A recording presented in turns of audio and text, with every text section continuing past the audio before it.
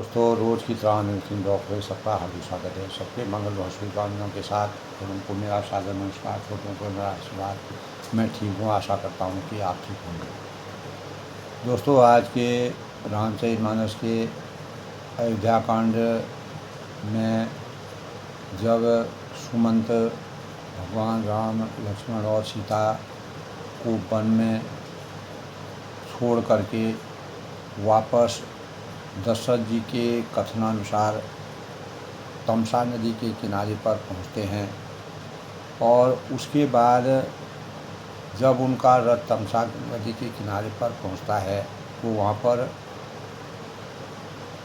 उनका मिलन जो है केवट यानी निषाद राज से होता है।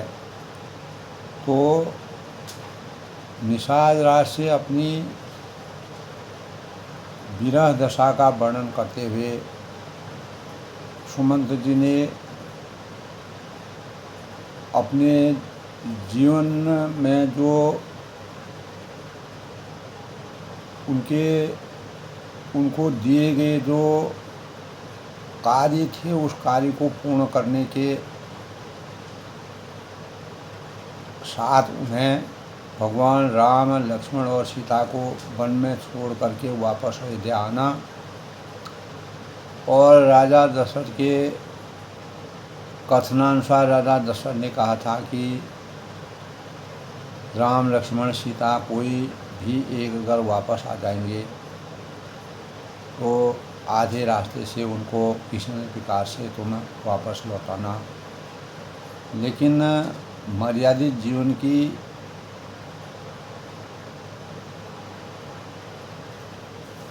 अभिरक्षा के लिए और रघुकुल की रीति के अनुसार नीति और संस्कारों के अनुरूप मर्यादा स्वतम भगवान राम, लक्ष्मण, सीता जी को वन से वापस आने का, अपने पूर्ण माता पिता की आज्ञा का पूर्ण पालन करने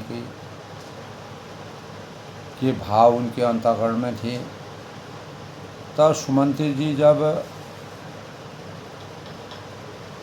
अयोध्या के नज़दीक पहुँचते हैं और अयोध्या की प्रजा से और राजा दशरथ से वो किस प्रकार से अपने विचारों को, वन के रहस्यों का वर्णन करेंगे, भगवान राम, लक्ष्मण और सीता की मनोदशा का वर्णन करेंगे, तो उनके मन के अंदर, हृदय में भगवान राम के विरह की वेदनाएं सताती हैं और वह व्यथित हो जाते हैं।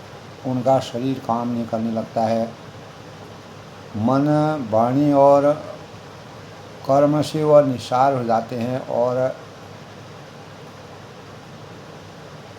अपने जीवन के लिए भी वह कहते हैं कि यह जीवन निस्सार है, इस जीवन का कोई रहस्य नहीं है। अनेक प्रकार से वह अपने को कोसते हैं और कहीं तब वह कहते हैं किस मुँह से मैं अयोध्या वापस जाऊंगा। तो केवट के द्वारा उनको समझाने पर विधि की रचना के अनुसार, विधि ने जो रचना रची है उसी के अनुसार सब कार्य होंगे और किसी प्रकार का संताप दुख किए बिना आप कर्तव्यों के निर्वहन के अनुसार अपने कार्य को करते रहिए और अयोध्या को जाइए। तो केवट जी के कहने पर उनके अंतःकरण में थोड़ा सामर्थ्य जागती है। तब वह रात के अंधेरे में घोड़ों सहित रथ को लेकर के चुपचाप शांत जगह पर रथ को रख देते हैं और वह अयोध्या में प्रवेश करते हैं। तो जैसे ही अयोध्या में प्रवेश करते हैं तो काफ़ी लोगों को उनके आने की इंतज़ारी थी। तो कुछ लोग प्रश्न करते हैं कि भगवान राम, लक्ष्मण, सीता कहाँ हैं, क्या हैं। तब रानियां भी अपने अंतःकरण में अनेक प्रकार के विचार सोचती हैं कि भगवान राम के समाचार हमको प्राप्त हों। तो सुमंत जी को जो वहाँ के दास दासी थे, वो लोग राजा के पास ले गए और राजा के पास ले जा कर के राजा को व्यथित रूप में हा राम हा लक्ष्मण हा सीता कहते हुए उन्होंने देखा। उनका अस्त व्यस्त जीवन देख करके सुमंत जी बहुत ही व्यथित हो गए और वह निस्तब्ध हो गए। किसी बात को कहने के लिए उनको सामर्थ्य नहीं रही। तब मंत्री सुमंत को आते देखकर और वहाँ पर जैसे ही सुमंत जी राजा दशरथ के पास पहुँचते हैं तो उन्होंने विधिवत उनको प्रणाम किया, जय जीव कहा और दंडवत प्रणाम किया। तो जैसे ही राजा को सुमंत के आने की सूचना मिलती है और उनके पास वह बैठे रहते हैं, सुनते ही राजा व्याकुल हो गए और बोले कि सुमंत कहो राम कहाँ है। तो भगवान राम के बारे में वह पूछते हैं, क्योंकि उनका जीवन बिना राम के जो है राम के स्वरूप में उनका जीवन पूर्ण रूप से व्यथित था। विरह की अग्नि में वह जल रहे थे। तो सुमंत जी इस प्रकार मार्ग में पछतावा कर रहे थे। यही मस्तिष्क में उनके विचर रहा था कि राजा दशरथ अगर मुझे मिलेंगे तो मैं क्या बताऊंगा। इतने में ही रथ तुरंत तमसा नदी के तट पर आ पहुंचा। तो मंत्री ने विनय करके चारों जो निषाद राज थे उनको बुलाया और निषाद से व्याकुल होते हुए उन्होंने सुमंत के पैर पकड़ लौटे। तो नगर में प्रवेश करते ही मंत्री ग्लानि के कारण संकोच करते हैं, मानो गुरु ब्राह्मण और गौ को मार कर वो आए हों। इस प्रकार का शरीर उनका हो गया था। और कल के प्रसंग में हमने यही प्रसंग कहा था कि राजा ने सुमंत से कहा कि राम कहाँ हैं। तो अधीरा इसीलिए सुमंत जी ने अपना विवेक को लगा करके नगर में किसी प्रकार का कोई हल्ला गुल्ला न हो भगवान राम के विषय में, तो अपने को भी संकोच करते हैं और उनका शरीर इस प्रकार का हो गया जैसे वह किसी गलत काम को करके लौट रहे हैं, क्योंकि उनको अपनी होश नहीं थी, अपनी सुध नहीं थी, वह बेसुध थे। सारा दिन एक पेड़ के नीचे बैठकर उन्हें बिताया और संध्या हुई तब वह मौके से जो है अयोध्या के ऊपर अंदर प्रवेश हुई। तो अंधेरा हो पर उन्होंने अयोध्या में प्रवेश किया और रथ को दरवाजे पर खड़ा करके चुपके से महल में घुसे। जिन जिन लोगों ने यह समाचार पाया तो सभी रथ देखने को राजद्वार पर आने लगे। रथ को पहचान कर और घोड़ों को व्याकुल देखकर घोड़े भी बड़े व्याकुल हो गए थे। भगवान राम को बार बार देखते थे, लेकिन जब वह वहाँ से वापस आ गए तो घोड़े रामचंद्र जी को नहीं देख रहे हैं। तो शरीर उनका बड़ा ही व्यथित हो गया था, क्षीण हो रहे थे और जिस प्रकार घाम में ओले पड़ गए हों, अच्छा सा जीवन है उसमें कष्ट आ गए हों। तो नगर में जो स्त्री हैं पुरुष हैं व्याकुल हो जाते हैं, जैसे जल के घटने पर मछलियाँ तड़पती हैं। मछलियों को जब जल से निकाला जाता है तो वह तड़पने लगती हैं। इसी प्रकार वहाँ के नर नारी भगवान राम को बन जाने के बाद वह सुमंत जी की इंतजारी करते हैं कि भगवान राम की समाचार उनको प्राप्त होंगे।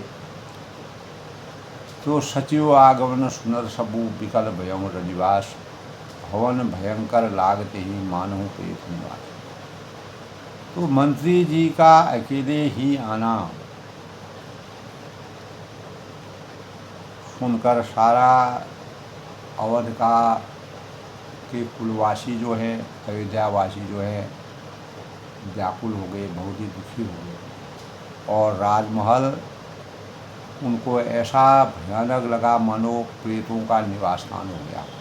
इसीलिए अवध वहाँ जहाँ राम निवास हो, चित्रकूट में वास करने पर भगवान राम अवध की, क्योंकि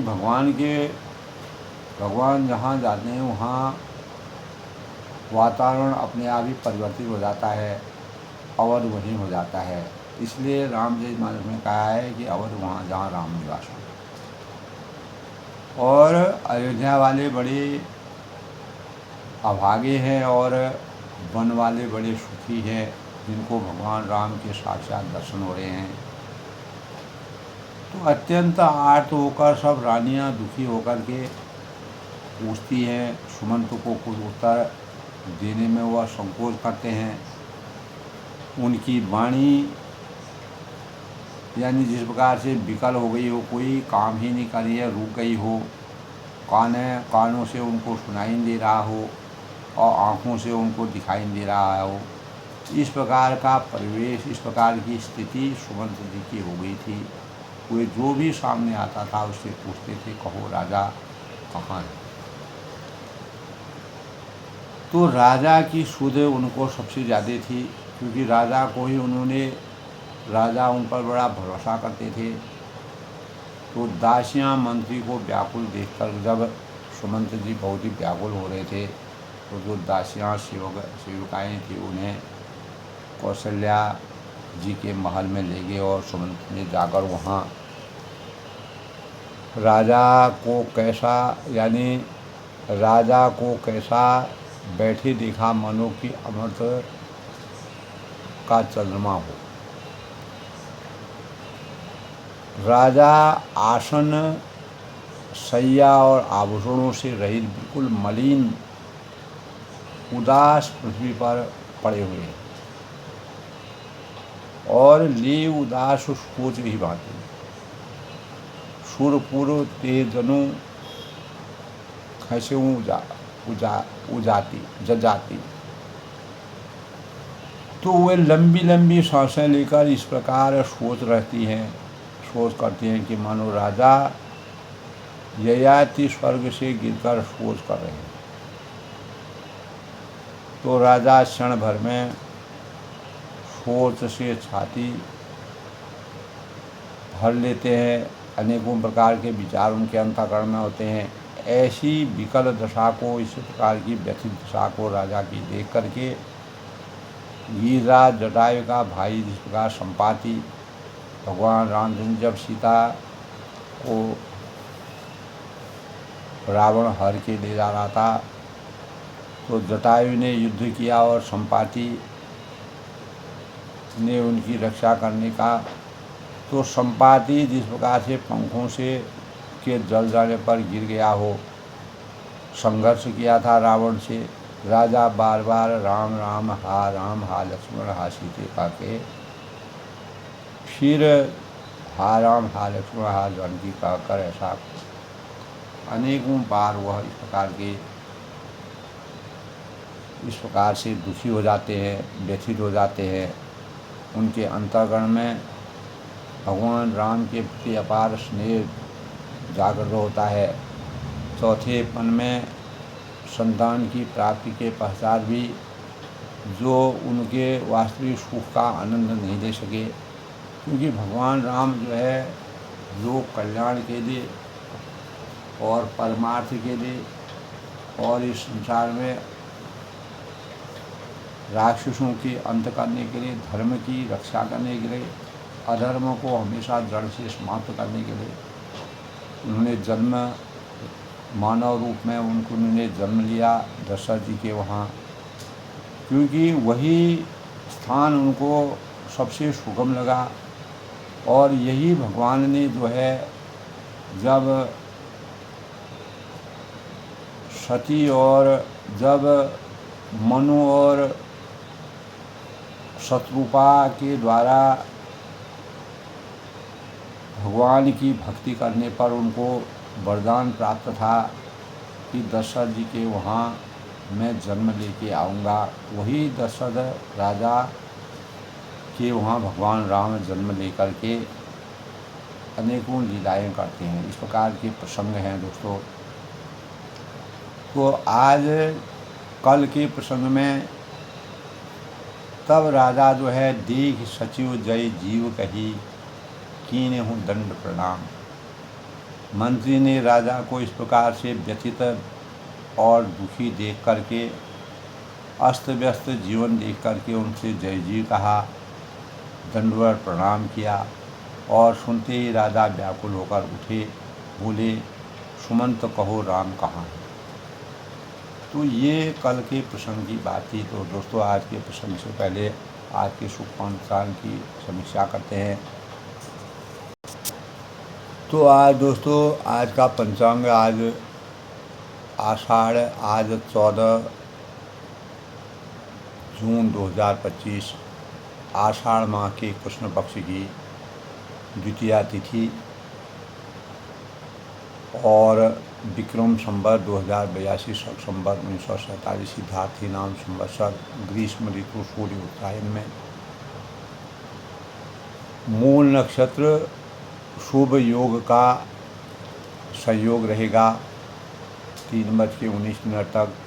द्वितीया आज 3:19 तक रहेगी। तृतीया उसके बाद तृतीया तिथि शुभारंभ हो जाएगा। पूर्वाषाढ़ा नक्षत्र 11:20 तक है। उसके बाद उत्तराषाढ़ा नक्षत्र शुरू हो जाएगा और सूर्य आज वृष राशि में प्रवेश करेंगे और शुक्ल योग 1:47 तक। उसके बाद करण गर 3:19 तक, फिर गणेश 3:36 तक, फिर बिष्टि। और आज पश्चिम दिशा में यात्रा करना अशुभ माना गया है, वर्जित है। अगर किसी को पश्चिम दिशा में यात्रा करनी है तो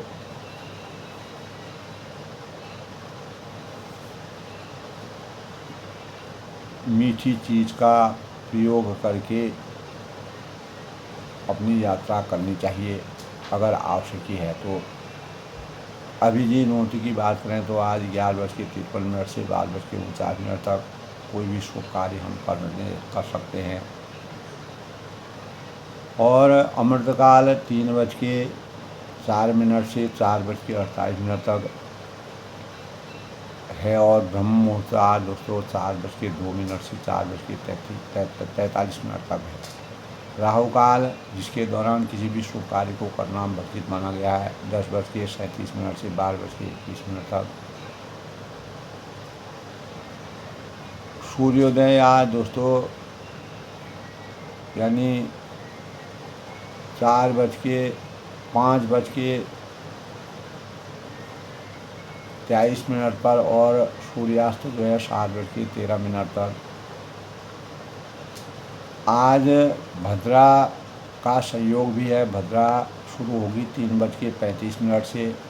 उसके बाद अगले दिन 5 यानी 15 जून को 5:23 तक भद्रा रहेगी। इस प्रकार आज के शुभ पंचांग के भावों की समीक्षा। आज शुक्रवार है। शुक्रवार की प्रकृति मृद होती है। शुक्रवार को माँ लक्ष्मी और दुर्गा का पूजन किया जाता है और दैत्यों के गुरु शुक्राचार्य का भी दिन यह माना गया है। माता लक्ष्मी और वैभव लक्ष्मी की पूजा करने से लाभ प्राप्त होता है। मनोवांछित फलों के द्योतक के रूप में शुक्रवार का व्रत फलदायी होता है। शुक्र जो है वह यश, मान, सम्मान और कीर्ति का प्रतीक माना जाता है। शक्ति और दया का दिन यह माना गया है। शुक्र प्रेम की देवी मानी गई है। शुक्र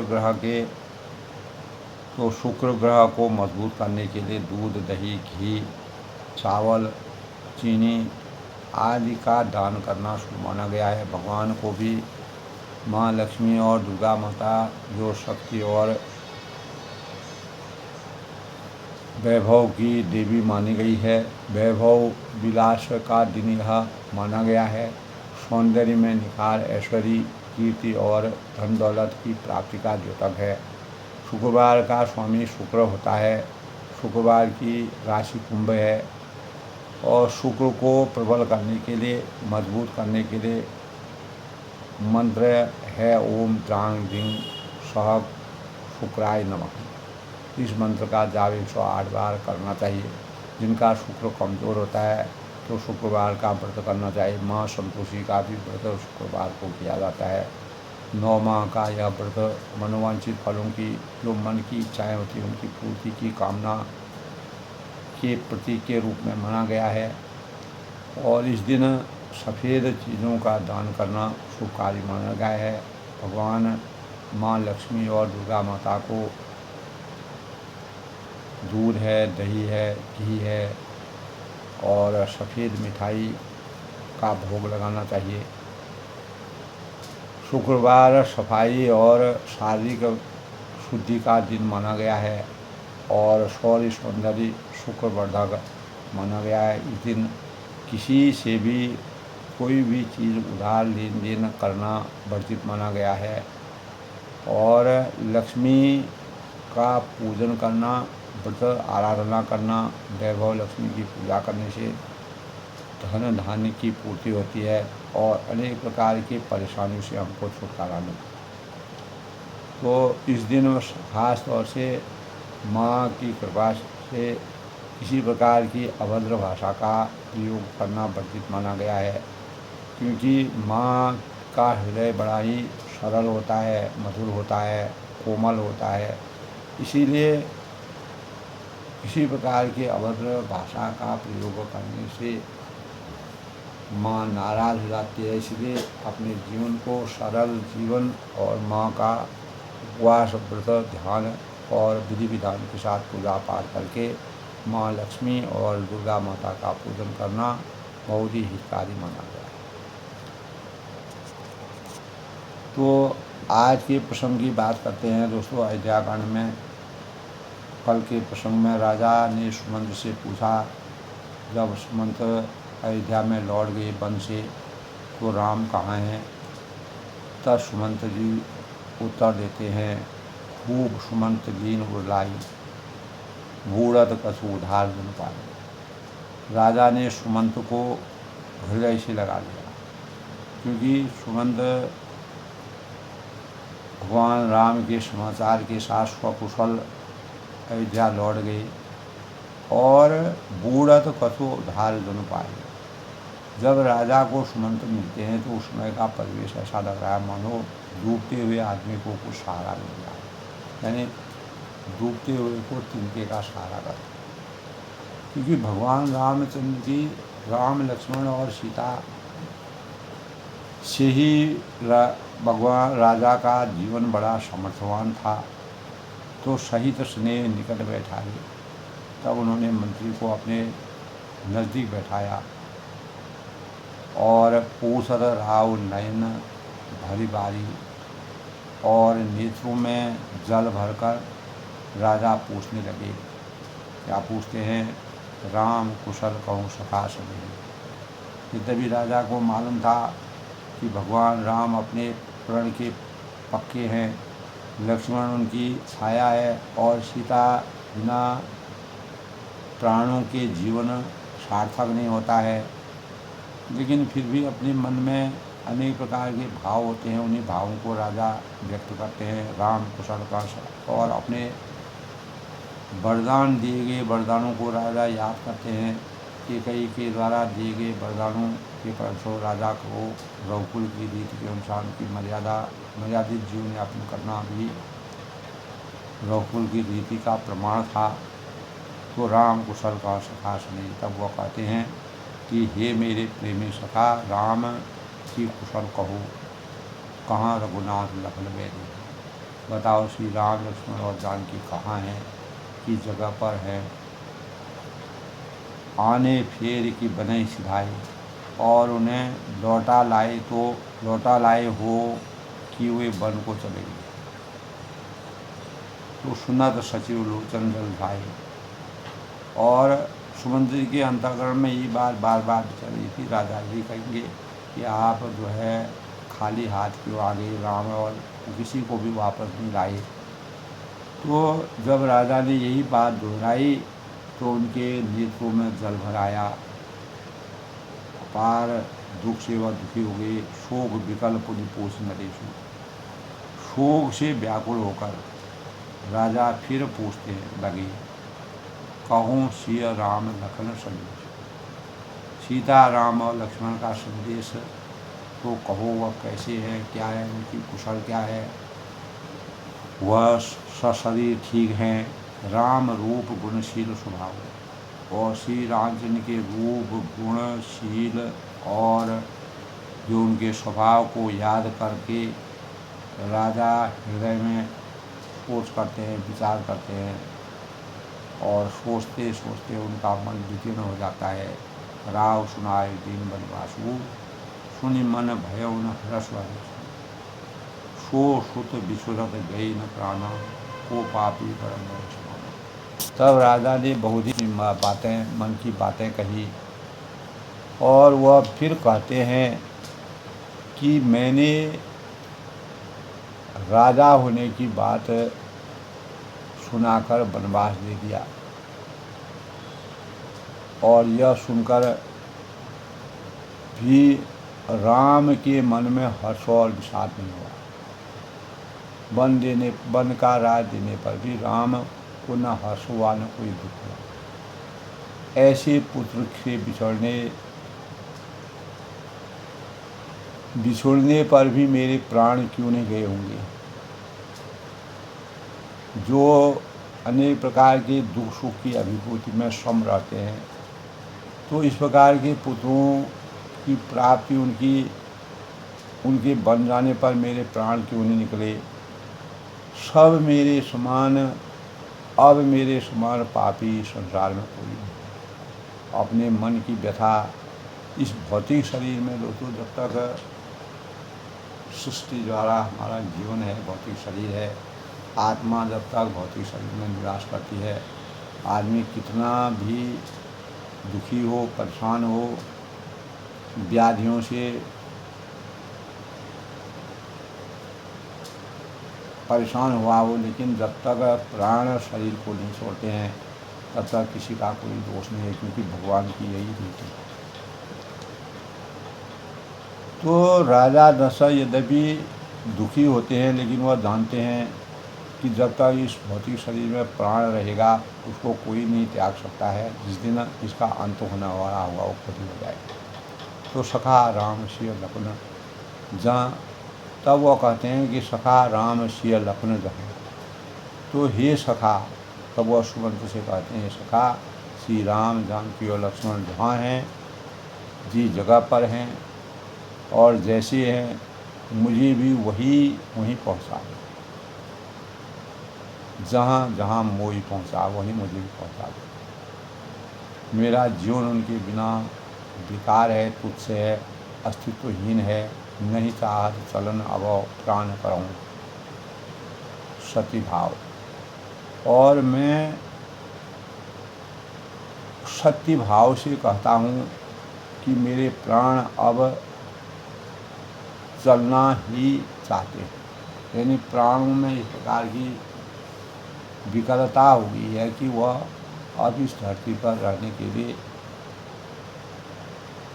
अपनी सामर्थ्य नहीं रखते हैं। यानी ऐसे सुंदर पुत्रों को 14 वर्ष तक वन में रहना और मेरी चौथी अवस्था होना, यह मेरे लिए बड़ा दुख का विषय है। पुनि पुनि पूछत मंत्री ही राव, तब राजा बार बार मंत्री से पूछते हैं, प्रियतम सुवर्ण संदेश सुनाओ, मेरे प्रियतम पुत्रों का संदेश सुनाओ। हे सखा करें सखा सोई बेग उपाय, तुम तुरंत वही उपाय करो, वही चीज़ करो जो जिससे राम लक्ष्मण और सीता को मुझे आँखों दिखा दो। यानी मैं साक्षात अपने सामने उनको देख लूँ, ऐसा उपाय क्या होगा वही उपाय करो। सचिव धीर धरी कह मधुबानी, सुगंध के पास कोई भी चारा नहीं था, कोई भी विकल्प नहीं था। तब वह उनको समझाते हैं, ढाढ़स बधाते हैं मंत्री धीरा धरकर कोमल वाणी से बोलते हैं कि महाराज तुम पंडित ज्ञानी, आप जो है पंडित और ज्ञानी हैं, आपके बराबर प्रतापी राजा इस संसार में नहीं हुआ है। आप समर्थ हैं और सब पंडित यानी सब चीज़ों के ज्ञाता हैं और ज्ञान के पुण्य स्वरूप है। तो वीर सुधीर धुरंधर देवा, ये देव आप शूरवीर तथा उत्तम धैर्यवान पुरुषों में आपकी गणना होती है, आपकी श्रेष्ठता है। साधु समाज सदा तुम सेवा, आपने हमेशा साधुओं की और समाज की सेवा की है। तो इसलिए आपका जीवन हमेशा के लिए पृथ्वी पर जो भी लोग रहेंगे वो आपको हमेशा याद करेंगे।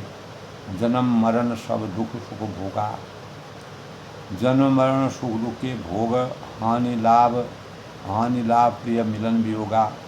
हानि है, लाभ है, और अपनों से मिलना और बिछुड़ना है।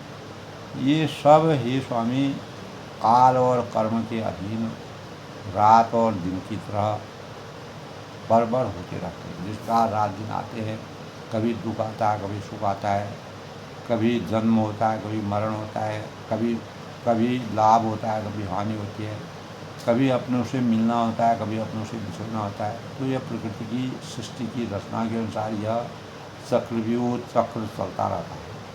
सुख हर्षई जड़ दुख दुखान। मूर्ख लोग जो होते हैं, जो अज्ञानी होते हैं, जिनको ज्ञान नहीं होता है, वह सुख में यानी सुख में हर्षित होते हैं और दुख में रोते हैं। इसीलिए भगवान राम जो है समदर्शी थे। दो सम धीर धरे धन मन माही। इसीलिए धीर पुरुष जो धैर्यवान पुरुष होते हैं, जिनमें धीरता होती है, अधीरता होती है, अपने मन में दोनों को समान समझ करके न कोई किसी भी दशा में न सुख का अनुभव और न दुख का अनुभव करते हैं। धीरज धर्म विवेक विचारी। तो हे सबके हित को रक्षकों के स्वामी, आप जो है विवेक विचार कर, अपने बुद्धि का विवेक विचार कर, धीरज धर करके शोक का परित्याग कीजिए। किसी प्रकार का शोक करने की आवश्यकता नहीं है। प्रथम बासु तमसा भयऊ दूसर सुसहते। तब उन्होंने बताया कि भगवान रामचंद्र जी ने पहला निवास यानी मुकाम तमसा तट पर किया था। तमसा के तीर पर किनारे पर उन्होंने वहाँ पर सभी लोगों ने अपना रात बिताई, और दूसरा गंगा के किनारे पर भगवान रामचंद्र जी ने दूसरी रात को वहाँ निवास किया। तो न्याय रहे जलपान करी शेष में डूबी। सीता सहित राम और लक्ष्मण दोनों भाई उस दिन स्नान करके जल पीकर ही रहे, क्योंकि सन्यासी जीवन यापन करने और माता पिता की आज्ञा के अनुसार अपने जीवन में जो कार्य उनको सौंपा गया था उनको पूर्ण रूप से निष्ठा और भावों के साथ करने के लिए उन्होंने अपने को संकल्पित कर दिया था। केवल कीन बहुत सेवकाई, केवट कीन बहुत सेवकाई। केवट जो थे निषाद राज, जब उनको गंगा के तीर पर केवट जी का मिलन हुआ तो उन्होंने बहुत उनकी सेवा शुश्रूषा की। सो जामिन सिंगरौर गंवाई। वह रात सिंगरौर यानी संगबीरपुर में ही बिताई, और दूसरे दिन सवेरा होते ही बड़ का दूध पिलाया मंगवाया। होत प्रात बट शीर मंगावा, जटा मुकुट निर्शीष लगावा। और उसी से उन्होंने अपने राम और लक्ष्मण ने अपने सिरों की जटा को धोया और अपना मुकुट बनाए। राम सखा तब नाव मंगा ली। तब भगवान श्री रामचंद्र जी ने सखा निषाद राज से नाव मंगवाई। प्रिया चढ़ाई चढ़े रघुराई। और पहले सीता जी को नाव पर चढ़ाकर फिर रघुनाथ जी स्वयं चढ़े। लखन बाण तनु धरे बनाई। फिर लक्ष्मण जी ने धनुष बाण सजाकर रखे और प्रभु श्री रामचंद्र की आज्ञा पाकर स्वयं वह भी चढ़ गए। यानी लक्ष्मण चारों ओर से उनकी सेवा भाव में समर्पित थे। तो सुमंत जी ने पूरा विचार मंथन और जो भी प्रसंग हुआ था उसका संपूर्ण वृत्तांत राजा को सुनाया। विकल विलोक मोहि रघुवीरा। मुझे व्याकुल देखकर रामचंद्र ने धीरज धरकर मधुर वचन बोले मधुर वचन धीरा। अपने अंतःकरण में धैर्य को धारण करके उन्होंने मुझसे मधुर वचनों से तात प्रणाम तात सुन कहे हूँ। यह कहा कि पिताजी से मेरा प्रणाम कहना, दंडवत प्रणाम कहना, मेरी याद दिलाना और मेरी ओर से बार बार पद पंकज गहेऊ और बार बार उनके चरण कमल पकड़ने के लिए कहना। कर भी पाए पर विनय बहोरी। फिर पांव पकड़कर विनती करना कि हे पिताजी तात करिय जनि चिंता मोरी। यानी हे पिताजी आप मेरी हम लोगों की किसी प्रकार की भी कोई भी प्रकार की चिंता करने की आवश्यकता हमारी नहीं है, मत कीजिएगा। वन मग मंगल कुशल हमारी। और आपकी कृपा से, आपके अनुग्रह से, आपके आशीर्वाद से वन का मार्ग जो है वह पुण्य है वन में, और मार्ग हमारा कुशल मंगल होगा। किसी प्रकार की कोई परेशानी नहीं होगी, हम सकुशल रहेंगे। किसी प्रकार के भी सोच विचार करने की आवश्यकता नहीं है। तो होए सोई जो विधि रच राखा। विधि की रचना के अनुसार सब कार्य सुगम हो जाएंगे। हमें किसी प्रकार की प्रश्न आप अपना ध्यान रखिएगा। तो भगवान राम ने बड़ी धीरता के साथ अपने मंत्री सुमंत के द्वारा भेजे गए संदेश को सुमंत ने ज्यों का त्यों जैसे का तैसा राजा को पूर्ण समर्पित भाव से राजा के अंतःकरण को में जो दुख था उसको समाप्त करने के भावों से उनको समझाया। तुमरे अनुग्रह तात कानन तात सब सुलभ पाए। तब राम कहते हैं प्रतिपाल आय सुकुशल देखन पाए पुण्य फिर आवह। जननी सकल परितोष परि पाए करि विनती बनी। तुलसी करहु सोई जनन जेहि तुलसी हरहि कौशल बनी। यानी तब भगवान रामचंद्र जी ने जो कहा था सुमंत उसी बात को कहते हैं कि हे पिताजी आपके अनुग्रह से मैं वन जाते हुए सब प्रकार से सुख पाऊँ। यानी लोक कल्याण होगा, मानव धर्म की रचना होगी और अनेक जो पापी लोग हैं उनका अंत होगा और अनेक लोगों को मोक्ष प्राप्ति होगा। और आज्ञा का भलीभांति पालन करके चरणों का दर्शन करने कुशल पूर्वक फिर लौट आऊँगा। प्रतिपाल आय सुकुशल देखत पाऊँ पुण्य फिर आए। 14 वर्ष के वनवास के बाद मैं पुनः अयोध्या लौटूंगा। जननी सकल परितोष परि पानी करी विनती है। सब माताओं के पैरों को पड़ कर उनका समाधान करने और उनकी बहुत विनती करके मैं अनुरोध करता हूँ। तब तुलसीदास जी ने दोस्तों वर्णन किया है तुलसी करऊँ सोई जतन जेहि कुल कुशली रहे कौशल नहीं।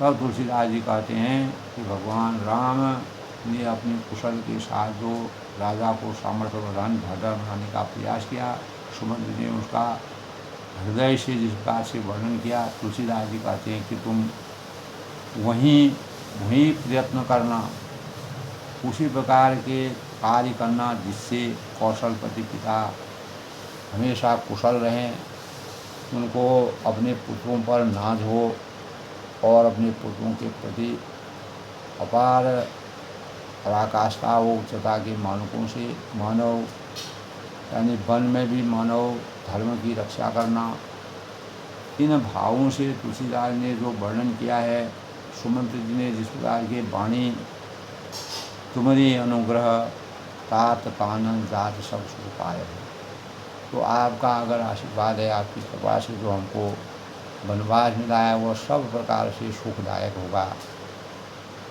और आज्ञा का भली भांति पालन करके चरणों का दर्शन करके कुशल पूर्वक फिर मैं अयोध्या हम लोग लौटेंगे। सब माताओं को पैर पड़ कर उनका समाधान करके और उनसे बहुत विनती करके तुलसीदास जी ने भी अपना इस प्रकार का वर्णन किया है कि तुम वही प्रयत्न करना भगवान राम कहते हैं जिसमें कौशलपति पिताजी को प्रसन्न है। यह मेरे मन में आता है। सुमंत ने इस बात को कहा तो बार बार पद परम गही गुरु सन करब संदेश जैन सोच मोहि अवधपति करब सोच। तो बार बार जो है भगवान बार बार चरण कमलों को पकड़कर गुरु वशिष्ठ जी को मेरा संदेशा कहिएगा कि वे यही उपदेश दें, इसी प्रकार के प्रेरणा के उपदेशों को दें जिससे अवधपति पिताजी मेरा शोष न करें। जब जब वह हमारा शोष करते हैं, हमारा नाम, तो उनको यश और अनेक प्रेरणा के भावों से उनके विचारों को हृदय परिवर्तन करके उनके विचारों में अपार सुंदर भावों का सृजन करते। तो वशिष्ठ जी हमारे कुल गुरु हैं। तो भगवान राम ने माताओं को, गुरु को, पिताजी को सुमंत के द्वारा जो संदेश कहा, उस संदेश को सुमंत जी ने अपने भावों से राजा से कहा। राजा ऐसे भावों को सुन करके अपार ग्लानि उनके अंतर्गत, अपार राम के प्रति उनके अपार स्नेह के भावों का संचार हुआ। तो तुलसीदास जी ने दोस्तों भगवान राम के पवित्र और आदर्श जीवन का जो समाचार कहे, वन में किसी प्रकार की अनेक प्रकार की कठिनाइयों को होते हुए भी केवल माता पिता और गुरु बंधुओं की को सामर्थ्य को सजग करते हुए उन्होंने सभी को प्रेरणा के रूप में एक मनोबल को ऊंचा करने का प्रयास किया। यही हमारे जीवन में मानवीय जीवन को के मनोबल को कैसे बढ़ाया जाता है, तुलसीदास जी द्वारा जो रामचरितमानस में भगवान राम के चरित्र का वर्णन किया है वह बड़ा ही प्रभावशाली है, अद्वितीय है और अखंड है। हमेशा मानव चेतना को जगाने वाला है और एक वरदान के समान जीवन में अनेकों प्रेरणाओं का द्योतक है। तो आज के प्रसंग में दोस्तों अपनी वाणी को विराम देते हुए सबके मंगल भविष्य की कामना करता हूँ। भगवान राम अपने माता पिता के प्रति कितने आसक्त हैं और अपने गुरु के प्रति कितने आसक्त हैं, उनके प्रति कितनी सदाभाव उनको है। यही सदाभाव आज के जीवन में भी प्रत्येक मानव के लिए यह कल्याणकारी ग्रंथ तुलसीदास जी ने जो लिखा है, इसके गूढ़ता में हम जाएंगे तो हम वास्तविक चीज़ों को अपने जीवन में चरितार्थ करते हुए जीवन को सामर्थ्यवान बनाएंगे और मानव कल्याण का कार्य करेंगे, मानव धर्म की रक्षा करेंगे। अपनी वाणी को विराम देते हुए मैं सबके मंगल भविष्य की कामना करता हूँ। जय श्री राम।